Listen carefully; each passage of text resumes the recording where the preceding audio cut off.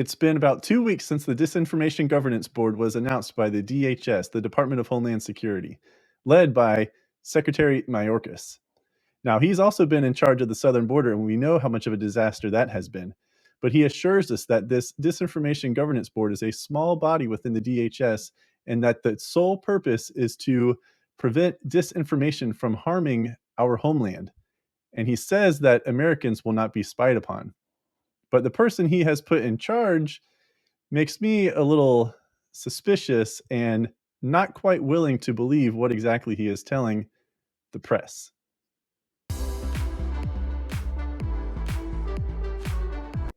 Welcome to Counter Thought. This is a special episode to me, real quick, right off the top. This episode marks the 1-year anniversary since I have started the podcast.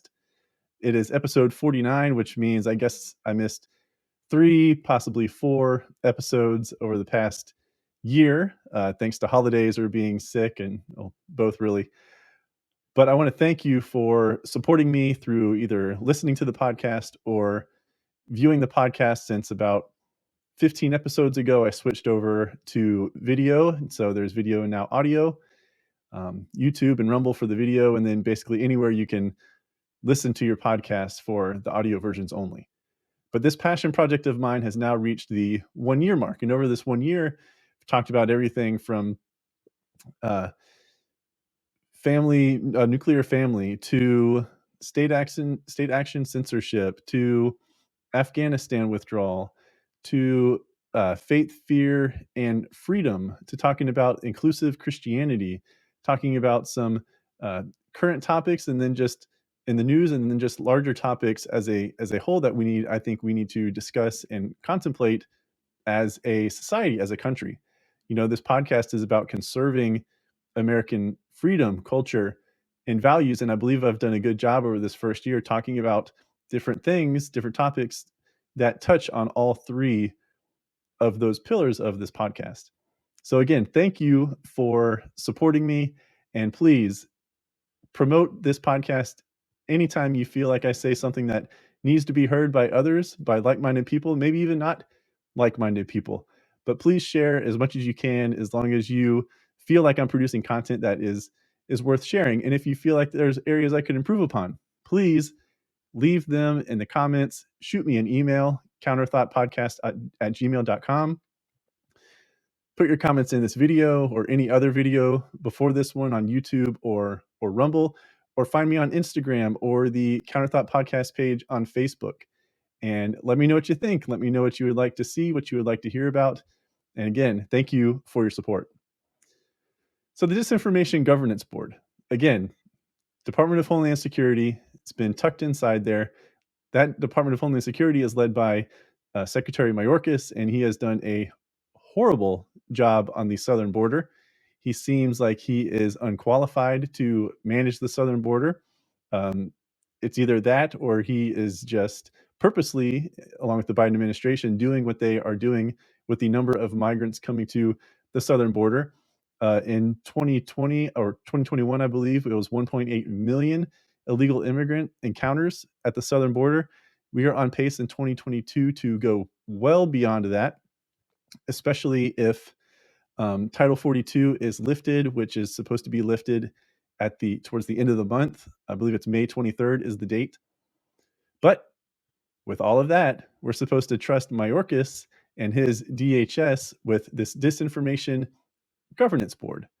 Now, I'm suspicious of this governance board because of the timing of its release. It was announced, I believe, about 2 weeks ago, this Disinformation Governance Board, and it was announced right alongside, maybe a few days after, the Musk purchase of Twitter went through, the accepted offer by the Twitter board for Elon Musk to purchase Twitter. Not only that, just a few days prior, former President Obama was making the rounds. I think he was maybe in California at the time, speaking at one of the colleges out there, and he was talking about how, acknowledging that big tech social media companies are doing more and more and more and taking responsibility for the content that is on their platforms, and specifically content in his view, that is considered misinformation or disinformation. But in that same interview, Obama says that there needs to be more done. And then poof, within less than a week, this Disinformation Governance Board is released, a press release, press conference, the whole nines. And it just kind of raises my eyebrows thinking, what is really going on here? Is this Disinformation Governance Board a direct response to this notion or this belief that Elon Musk, once he gets his hands on Twitter in about 6 months' time, is going to open it up? He's talked about open source for the algorithms, talked about transparency, says he is a free speech absolutist, and the only restrictions then on free speech would be within the laws that are set within our country. And that the reaction, at least on the left, definitely the far liberal left, is hands up in the air, screaming, gnashing of teeth, talking about how more speech is going to allow for more misinformation, more disinformation, and that's going to be harmful to our democracy. And we need to do more. We as a country and big tech platforms, social media platforms, need to do more to control the speech. We want to make sure that we approve, basically as an argument, approve of the content that is being produced. Well, if you've been paying to politics at all since the Biden administration began, and even before that, going all the way back to 2016, big tech social media companies, legacy mainstream media, liberal media has numerous examples of being wrong about what is considered truth and what is considered, what is true and what is false, what is actually misinformation and what is a hoax and what is just speech being suppressed because you don't like the implications of it, maybe the truth of it. So how are we supposed to believe, not to mention the cases during the pandemic that were just blatantly false and we were told things that were just blatantly wrong from the federal government? How can you, if you are being honest with yourself and honest in your views and your um, analysis of everything that has happened in these past 2 years, and again going back to the Trump administration, how can you really trust that the federal government and DHS and this Disinformation Governance Board is going to be working in your best interest, is actually truly only going to limit themselves to preserving and keeping safe our homeland from disinformation? So when this Disinformation Governance Board was announced, it says its sole focus is to address threats to the homeland. Specifically calls out, threats that could come from China or Russia or other bad actors who want to try to influence our elections or spread disinformation like during the pandemic or during maybe another emergency that could result in lives being lost that should not have been lost if if those people were not influenced by the misinformation and disinformation that is being spread. Well, it's also said, Mayorkas has said in interviews going back to last week, that this is a, quote, small task force. Now, he did not quantify how many people are involved in this small task force, but you tell me if this sounds small. So the governing board has a governance board, right? That's typical of the federal government and the administrative state. You have a governing board and you have a governing board on the governing board.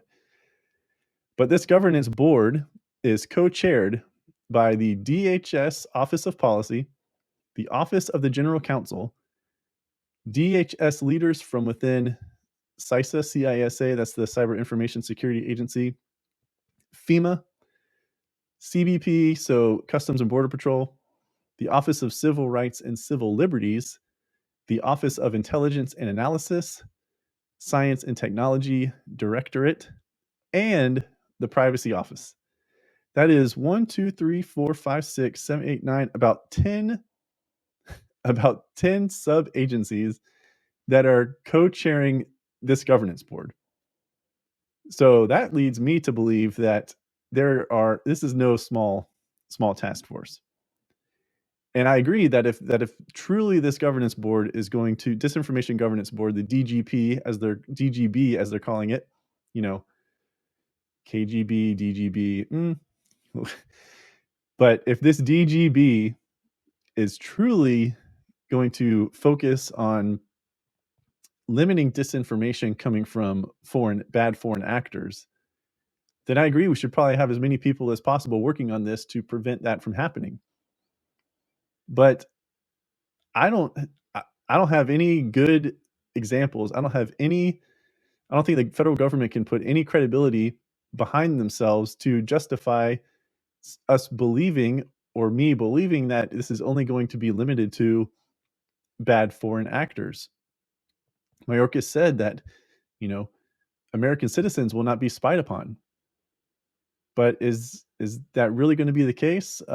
Information was released just this past week that the CDC was using purchased cell phone data, to track people during COVID-19 and whether or not they were adhering to, I think it was like the social policies that were put in place in certain parts of the country. Now, Mayorkas also said that the DGB does not have any, I guess they can't go out and, put handcuffs on somebody, they can't arrest anyone. So what they do is that the DGB is going to disseminate best practices to, quote, operators. Okay, well, who are those operators? Are those operators people who already reside within DHS or maybe those other organizations that are co-chairs? Are these operators big tech social media companies? Because going back to, I believe it was July of last year, when the Biden administration was really trying to hit that, I believe it was 70 or 75% mark for vaccinations of adults, they were falling short of that. And Jen Psaki from the podium in the White House press briefing room admitted that, they were having conversations, the administration was having conversations with Facebook to limit the misinformation, their definition of misinformation, that was occurring on Facebook, so that people would not be vaccine hesitant. Now, that is the federal government using a private company to do its bidding to censor speech on its behalf, which technically made Facebook a state actor, and that would be state actor censorship, which is illegal.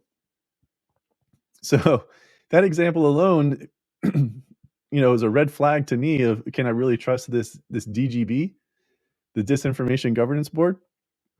They're going to have to do more to prove to me that I can actually trust them. Because again, the Democrats have lately, especially over the last 6 years, have a horrible track record when it comes to misinformation and disinformation.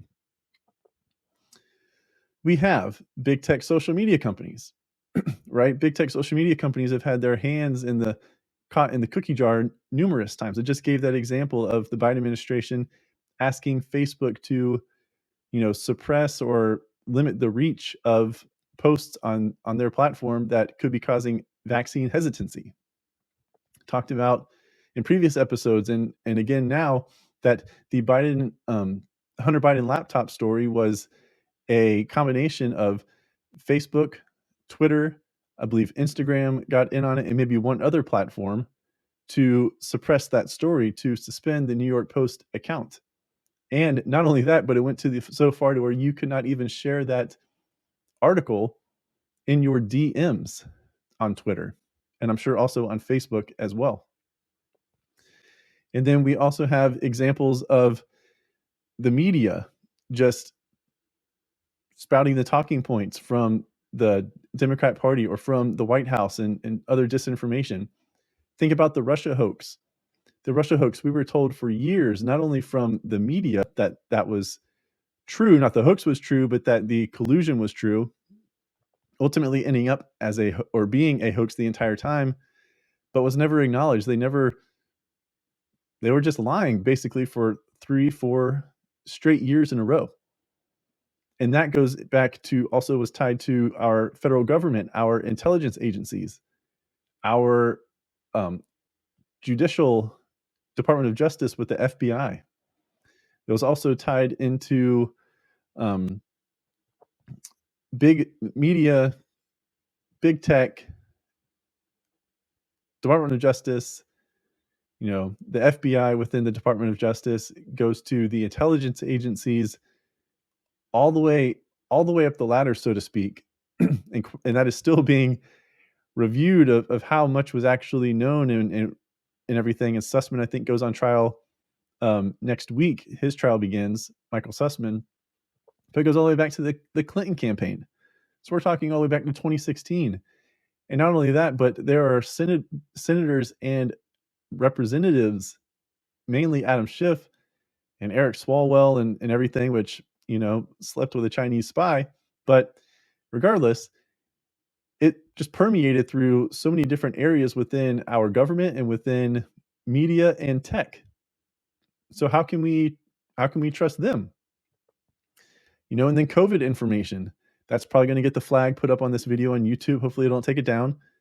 But COVID information, we were told that initially masks don't work. The reason for that was because they didn't want to run on masks. And then we were told, okay, well, masks do work. And even those little triple ply masks work. Well, no, actually they don't. But that was still being pushed. We were told that, from the CDC and from the Department of Education that and teachers unions, not all teachers, this is specifically Weingarten, and I think she runs the NEA. I have that wrong, but Randy Weingarten saying, "Oh yes, we want students back, but they're at risk and they can spread, and then that puts our teachers at risk, even though all their demands were being met for the teachers to to be protected." So all of these lies that you may have kind of been thinking there were lies as they were going on during the pandemic, but as more and more studies have been done and the data has been collected and analyzed and so on and so forth, it's clear that we were being lied to throughout the pandemic. So the federal government, specifically the executive branch, the administrative state, can say all these things. Mayorkas can say all of these things, but I don't think he has a leg to stand on as far as trusting him. And neither does anyone else in the executive branch, the administrative state, that wants to give their seal of approval. Because it's been shown time and time again that we cannot trust what they're saying. They have the trust that once was there, maybe if you had any in the federal government, especially the executive branch and even the legislature, has eroded. Polls show, going back to last year and prior, that the trust in media has eroded because it's just become mouthpieces for the current administration. And the current administration not being truthful about a lot of things means that those media companies are not being truthful. They're just regurgitating whatever they're being fed, that comes from the podium of the White House or from the press briefing room. So I am very, very hesitant to everything involving this Disinformation Governance Board. The woman that is in charge of this, Nina Jankowicz, she is, you may have seen it. You may have seen her singing to Mary Poppins, or a rendition on Supercalifragilisticexpialidocious, and just going through that. I've seen it played on loops on different platforms and different news stations. Fox News, for example. She seems to be very good thespian. She has talent, right? But if you go back and show it here on the screen, if you look at some of her her old tweets before she was even put in this position, she was a huge supporter of Hillary Clinton.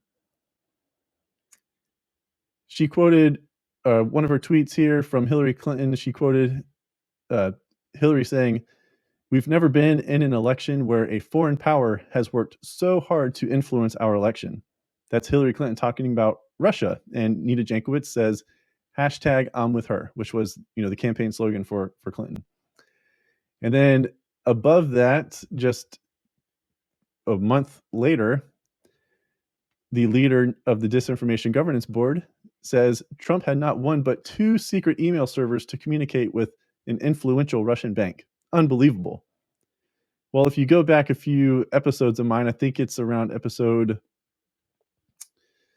39-ish, 38, but it's about did the Clinton campaign spy on Donald Trump? And yes, they did. And they put out, that was actually, that second tweet I just read to you is one of the things that came from the Clinton campaign, that there was this server tying Trump to Russia and to this bank. Well, that has been proven not to be true, and that is actually what the current special investigator that is reviewing all this, Durham, he has brought all this to light, his and his crew, their investigation. And Nina Jankowicz, you can go back through her Twitter and you can see numerous pictures that she posted of going to different Hillary Clinton, campaign events, or campaign funding events, and so on and so forth. So she is not partisan, even though Mayorkas last week in some, I think, weekend interviews, he was saying like, oh yeah, she's nonpartisan. Yeah, she's, doesn't lean one way or the other. She's neutral. Well, Mayorkas was questioned in front of the Senate, and I think it was Rand Paul. I believe it was Rand Paul who asked him, did you know that she posted this? Have you seen that Mary Poppins video? Did you meet with her? Did you sign off on her being, appointed to this position? And Mayorkas was like, well, no, actually, I didn't. I didn't see all of these things. And it's like, oh, comforting, right? You're just the leader of the Department of Homeland Security, where this Disinformation Governance Board resides and is going to get all its power and authority from, but yet you were not involved at all in the approval, or you act as if you didn't know any of this information, just so you can probably give it some credence, I think that's the right word, but just so you can make it seem as if you can be trusted. So all of these red flags, right? How are we going to trust Nina Jankowicz to lead the DGB, the Disinformation Governance Board, and be neutral? If this Disinformation Governance Board is truly going to do what they say it's going to do and just limit these bad actors spreading disinformation to harm our country, the person leading Disinformation Governance Board and actually leading DHS, just take Mayorkas out, put him in some other agency, or send him home packing, needs to be someone who functions as like an ombudsman. Ombudsmans, they exist for newspapers, and they review, they're neutral, and so on and so forth. But that's someone who needs to be in a position of power, not someone who's heavily tilted on one side of the scale. Because Nina Jankowicz, in her book, she wrote a book called How to Be a Woman Online. And in that book, stealing this from Liz Wheeler, if you don't listen to her podcast, highly recommend it. But in that book, what Nina Jankowicz talks about is she gives examples of how women online, they cannot fully engage in political discussions because of the bullying that they receive. And talks about how then from that bullying, there is no way to really penalize those people that do the bullying, and there's not enough action taken against the bulliers, the bully. So the action that then, like legally, the police can't come in and arrest the person, then that there needs to be more done by big tech social media platforms to limit this bullying. Okay, well, if that's where she stands, she put this down on paper in a book, literally on paper in a book. Does that mean that if Nina Jankowicz and her team, the DGB, see bullying online, that then that person or those people are going to be silenced, suppressed, or going to be acted upon by our federal government? because I mean, that's a really low bar in my opinion. Bullying can happen all the time. I don't condone it, right? You know, I don't approve of it, right? There shouldn't be any kind of bullying, but to potentially then take action against somebody who does that, I mean, that seems like a really low bar to clear and then a huge slippery slope. So Nina Jankowicz, who's in charge of the DGB, she is not someone who is nonpartisan. She's nowhere near neutral. But yet we're supposed to trust her and trust her leadership. Mayorkas described her as a expert with tons and tons of experience. She doesn't seem so. And even if you have experience, that doesn't necessarily mean you are an expert. You can have plenty of education. You can be an intelligent individual and still get a lot of things wrong or be dumb. I remember during the Trump and Clinton campaigns, they kept saying, "Oh, you know," and same with Joe Biden, Democrat Party. "Oh yeah, you know, tons of experience. Clinton, she was Secretary of State. You know, she was a senator in New York, and blah blah blah.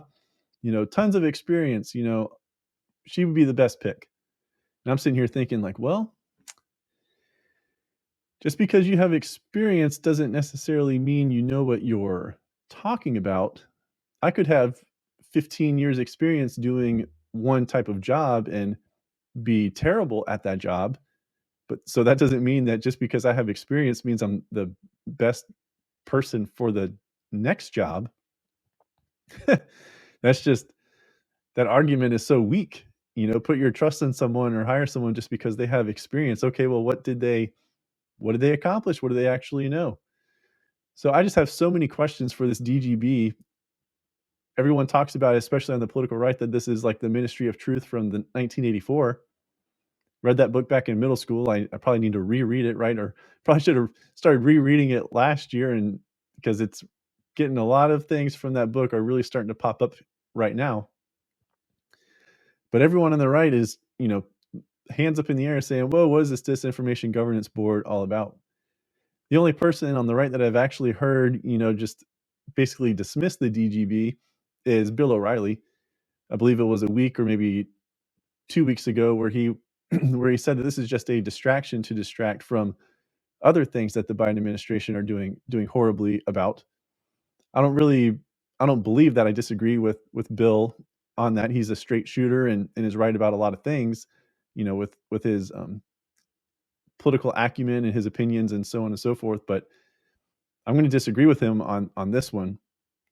I think the DGB is real, and I don't expect the DGB to do what it is that Mayorkas says their intent, their purpose is to do.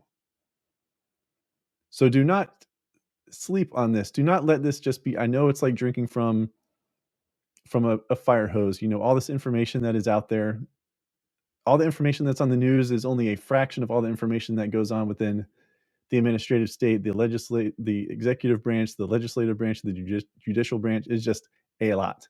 It is a lot. But do not let this one pass you by. We have seen time and time again where the left wants to control speech. They currently have power. They're going to have power, you know, fingers crossed, only through November. Hopefully, Biden is basically a lame duck after the November midterm elections. Go out and vote red, red wave, limit his power, limit the legislature's power because they're doing terrible things to this country. But do not let the Disinformation Governance Board just pass you by. I know it's been news for about 2 weeks now, but it is still something to consider because it is something that is being ramped up and something we need to keep our eye on to see exactly how this Disinformation Governance Board is impacting our lives based on the information that they are actually taking action against. Thank you for joining me for this episode. Please click one of these two videos to my left and my right. Also, you can hit the logo down there for the subscribe. And remember to like this video and share it with others. Thank you.